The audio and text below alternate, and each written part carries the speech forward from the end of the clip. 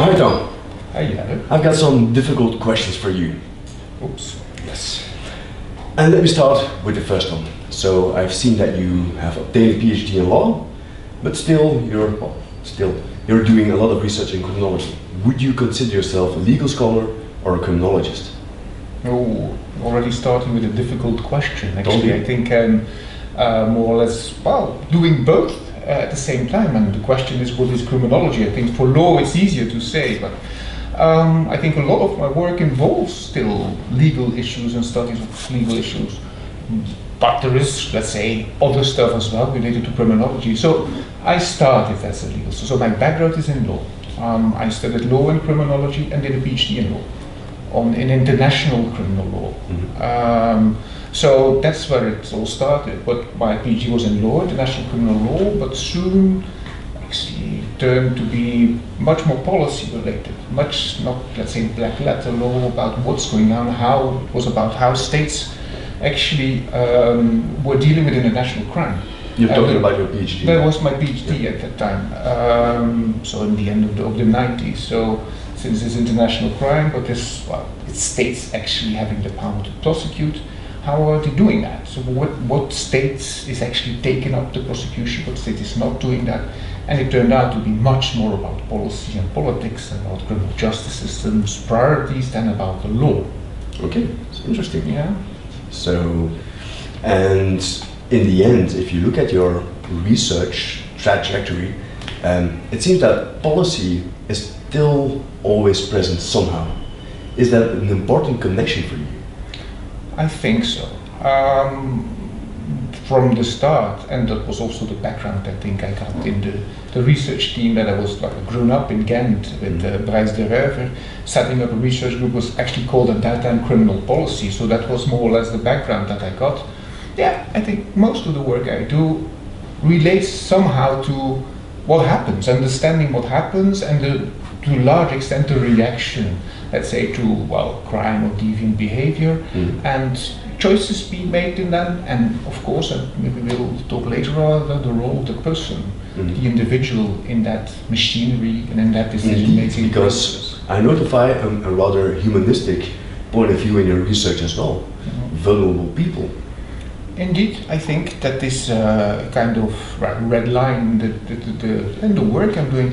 When I would go back to the PhD I was writing, it was about the choice of the form of a let's say, the trial. So where is actually the trial going to happen?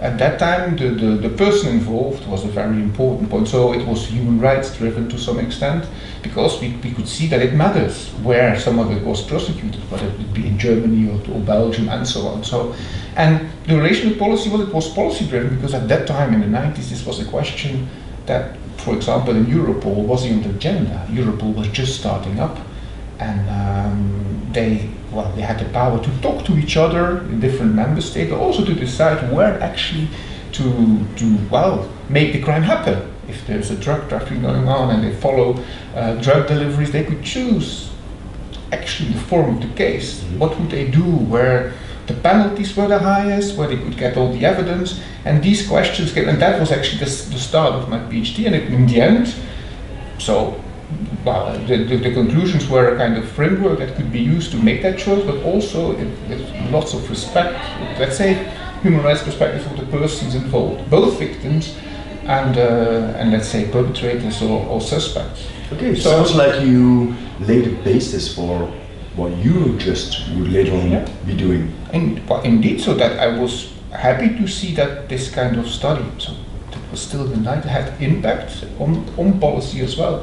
Because in Europol this was taken up, we had the connections with Europol directors and so on, so we could just bring this kind of issues, but you could see that the European Commission was taking it up, this kind of framework, because they were in need, and it was used for Eurojust as well, and still we could see that these conflicts of jurisdictions, traces of that kind of that work more than 20 years ago actually. Yeah. No. If you're talking about impacts, Eurojust, is impact important for you as a researcher? And what kind of impacts do you seek? Yeah, that's a good question. I think impact to some extent is important, although impact does not necessarily mean that what you do and the things you say are followed by others or copied by others. But I find it important to engage in a discussion and to bring in elements in a discussion, be it on a, let's say, academic platform or in policy platform. The expertise I have defined from my perspective as a researcher, and that it's there, that it's, let's say, part of the agenda and the discussion. For me, that's impact as well. Yes. So doing things just for the sake of doing things, l'art pour l'art, that's not really what I really like to do now. Okay. And one aspect, because I came to know you as the organized crime specialist at Ghent University, but also at the European level, because you were one of the founding fathers of the OCTA mechanism, or the crime threat assessments. Well, I would not say that I was one of the founding fathers of it, but I think the research related to organized crime was a source of inspiration for things going on there, because we're talking about the 90s still, but let's say in the beginning of the 90s, half the 90s, organized crime became an issue, policy issue as well in Europe. It was already in, let's say, in the United States, it was already in Italy, but then the discussion whether organized crime would cross the Alps and be an issue for the European Union was, let's say, the beginning of the 90s. That time, some, let's say, policymakers, mainly police, were drafting situation reports about organized crime. What is organized crime?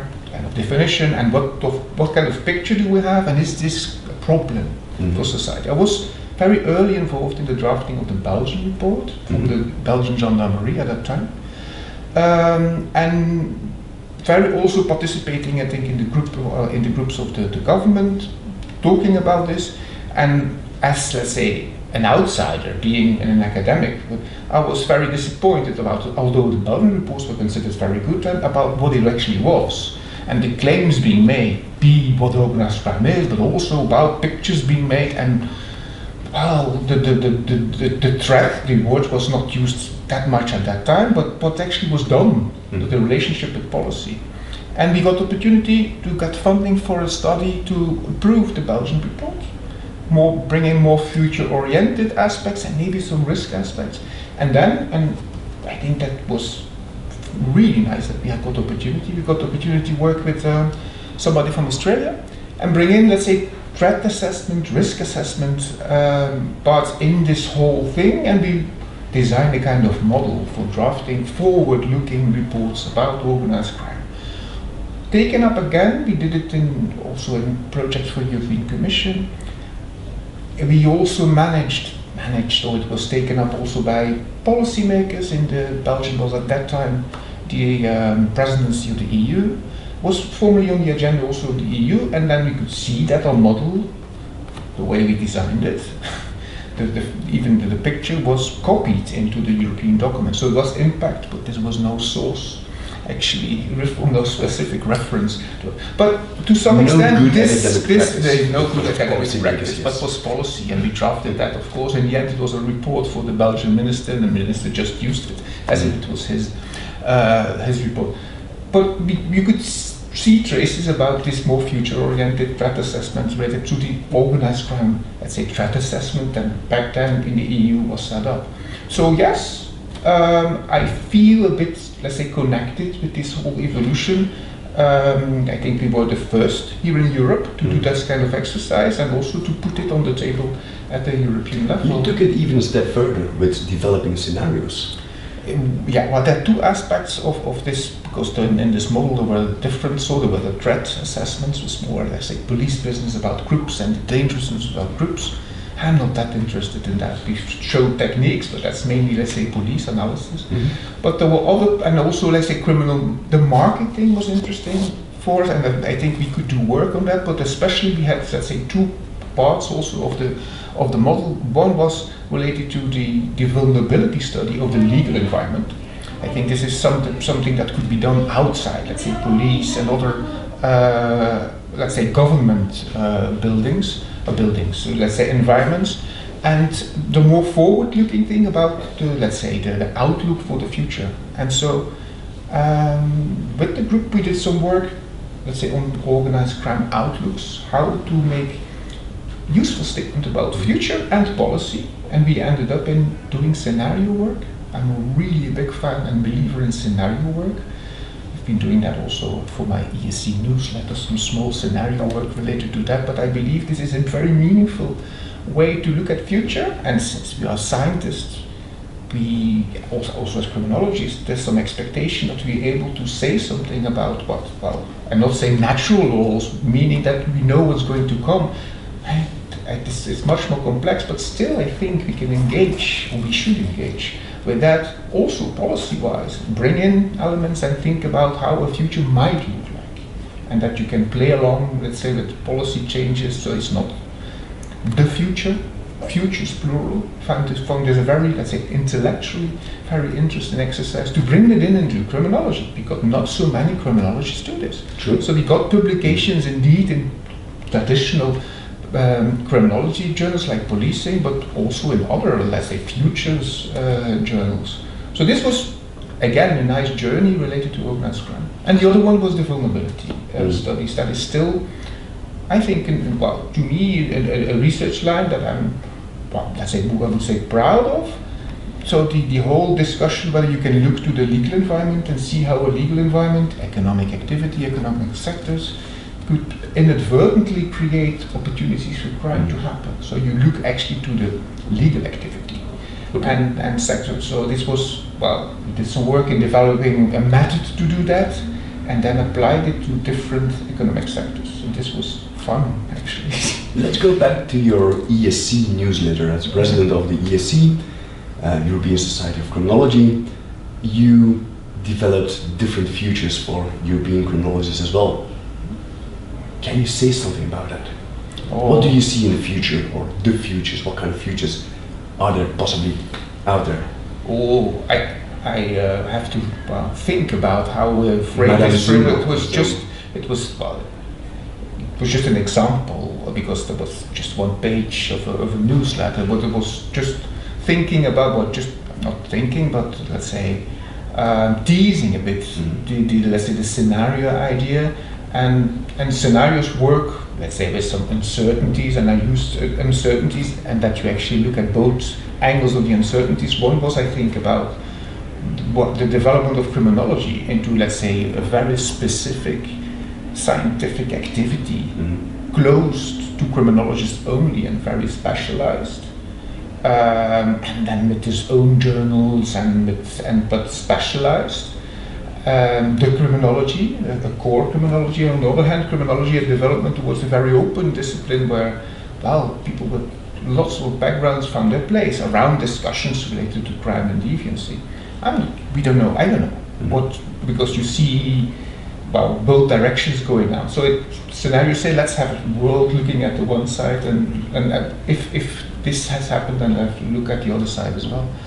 And I think that because I don't remember properly, the other angle was the relationship to policy, the role criminology plays, whether it will be, well, a purely academic, whatever it might be, discipline, or whether the criminology would, let's say, engage with the outside world, but also with policies and so on. So, and that allows you to draw different pictures of the future. I don't remember, but we had one, let's say, Da Vinci professor, that's the way I called her, in the future. So criminology professor doing lots of different things from different disciplines, no background in criminology whatsoever, writing children's books and so on, and chosen to do criminology, to bring in all this expertise, all these different views, also to work on criminology. On the other hand, you have maybe very specific, let's say, criminologists just doing their work theoretically isolated, so different worlds. Is that something that you aspire, the Da Vinci profile? Because if you look at your track record, you have been working on different topics. So you bring in different disciplines, different perspectives. Is that something that is triggering you? Certainly not Da Vinci, but there is a curiousness from my perspective, and also an openness. That's what also in these new letters will stand for. I think we should, as a researcher, especially in the field of criminology, be open to what's what's happening in so-called other sciences, other disciplines. So that's why I talk about open criminology. So you can have schools, but there should be communication. I'm a strong believer in that, but also interdisciplinary work. So, and that means outside the discipline of criminology, together with criminology. I'm a strong believer in that because I think we can learn a lot from that. And I try also to put that in practice. So I would say the last 10, 15 years, that's more what I'm doing. It's very rare that I just do a project or research only with so-called criminologists. And I find this really interesting because I think you can find common grounds, you can find common concepts, words for what you're actually doing, what you're actually looking after with other sciences, and you could share your expertise, your background, but also theoretical insights in doing, let's say, empirical work and doing meaningful things about crime and deviancy. Okay. But simultaneously it sounds challenging to open yourself up to new perspectives, new ideas, working together with colleagues who have specialization in other topics. Mm-hmm. Wouldn't it be rather easy to focus on one discipline?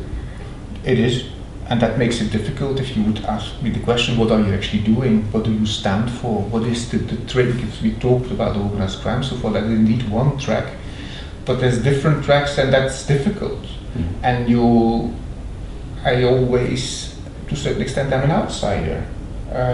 Because you also meet new people, new disciplines, and an outsider and a beginner to some extent. And that's a role I choose because that's for me a way that I can learn, and I also think could do things because it's not that because I'm an outsider or a beginner, I could not lead a consortium or lead the research and go to results that are meaningful for all of us, but the beginner. Mm-hmm. So yeah, indeed, that's difficult to put me in one box, but I think that's a deliberate choice. Why? I don't know. That's an open question. Yeah. Once I said that I feel a kind of nomad. So sometimes they say about criminology, that's a country with a kingdom without a king, or a country without because what is it actually? But to me, in my work, a kind of nomad, I mean, just wandering around and go to different, let's say, villages, and I join people there who sit maybe in the middle of the town around the fire, and just we talk, and I have things in my bags, and I just engage with them, and then when it's getting boring, I move on. So that's the way probably the way I am, but also the way I believe that I could be, from my perspective, meaningful for, I think, criminology maybe in general, of what would you do in criminology. Mm-hmm. And would you say that in roaming the academic or criminological world that there's a pattern? For example, the policy making, or looking at the vulnerable persons within the criminal justice system, is that a pattern that drives your roaming? Probably. Probably. Because when we talked about, let's say, the more policy-related work, the law related to organized crime, let's say the trigger to engage, let's say, the organized crime, let's say, reporting and so on, was also the link between what does it actually mean, what is it used for? Because pictures were drawn about organized crime and policies were made, just pointing at, let's say, an article with Petrus van Deurne about incantations of organized crime, making a ritual thing happening and taking all kinds of measures in society because of or based on reports that actually were not supporting that kind of thing. So policy, evidence-based policy, but also in the end, we all as citizens, be it suspects of criminal activities or deviancy or victims, we all face this, let's say, machinery and things going on. So this is quite sad, I think so, because in the other studies, also in the interdisciplinary study, experiences of people, so we've done a lot of work, let's say experience for electronic monitoring, those under electronic monitoring are very essential. The work with mentally ill offenders, where interdisciplinary work was being done, is about experience of mentally ill offenders, was the main, also the experience, let's say, research was the main way we've tried to put things on the table to think about procedural justices and other issues, but mainly experience research. Now the study we're doing now in prisons, which is very proud that we could do that. It's together with psychologists. It's where we work with psychologists who do EEGs, so electroencephalograms, so they say the brain imaging in prisons, but at the same time when we try to see changes there. So it's a longitudinal study that we look at the impact of prisons and prison regimes on persons. So I have colleagues who do the brain research, but we capture experience again and put that together with from, let's say, the prison environment. So there is indeed a line in that. Which brings home the policy and vulnerability. Yes, I think so. I think so. Yes. Okay. My final question for you, and it's perhaps a challenging. What are your greatest academic achievements with regard to your research, or with regard to your researchers? Because you have conducted research yourself, you have guided groups of people, you have PhD students. In all that fields of achievements that you did, what are you most proud of? So actually it's one question with two sides, Indeed. Because this is related to other people and to myself. I don't know about, let's say, myself. I think the way I try to do things is something that I'm proud of, that I keep my own integrity, my own way, and doing things, that I'm not forced to do things that I don't want to do, and be able to contribute to different debates and bring in new things. Probably the most impactful things I've been doing was related to organized crime. So if you would, and people still, although it's now you doing that in Ghent, and well, that's already the start for my second, the answer to your second question. So I'm not taking that up, that I see people engaging with that, like say the vulnerability studies, I see people from other universities all over taking that up, using that, still citing that. So from a scientific point of view, you could say, yes, this was impactful and that there are some traces should be made. So that's an example of things, yes, this was good, and these were choices, and were good choices, and results were meaningful. I think to me, the second part of your question, I think it's even more important. I consider myself a kind of craftsman in criminology, but also it means knowing how to do research, how to do good research, also be open for a variety of methods and approaches, but also doing that together with other people, and in lots of occasions it's starting things up with new people, let's say PhD students and so on. I found this a very, let's say, important point, but because in the end it is them that actually put things forward together with you, because they invested time in guiding this.